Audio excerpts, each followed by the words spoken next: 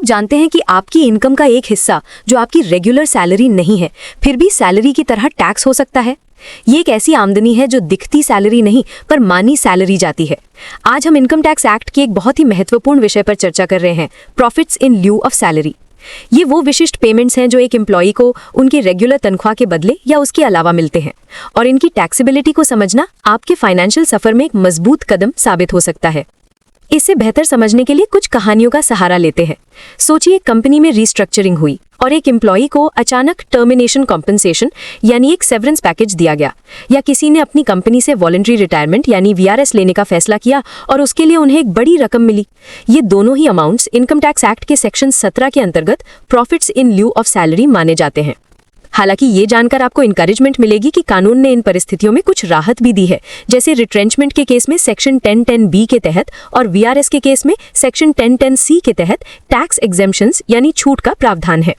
अब एक दूसरा दृश्य देखिए। एक टैलेंटेड प्रोफेशनल को उनकी जॉब शुरू होने से पहले ही एक ज्वाइनिंग बोनस मिलता है। ये खुशी की बात जरूर है, लेकिन इनकम टैक्स कानून खास तौर पर सेक्शन 17(3)(3 ये साफ करता है कि ये पेमेंट भी profits in lieu of salary माना जाता है और पूरी तरह टैक्सेबल होता है। कहानी यहाँ खत्म नहीं होती। क्या आपने कीमैन इंश्योरेंस पॉलिसी के बारे में सुना है?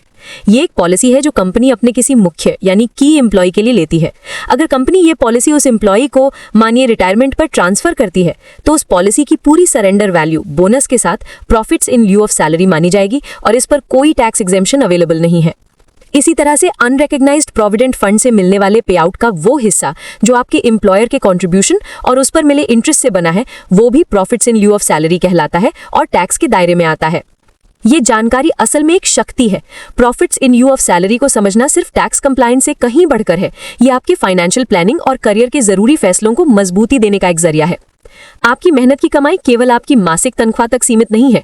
हर बोनस, हर कॉम्पेंसेशन और हर स्पेशल पेमेंट की अपनी एक टैक्स कहानी है। उस कहानी को जानना और समझना आपको हमेशा आर्थिक रूप से जागरूक और एक कदम आगे रखता है।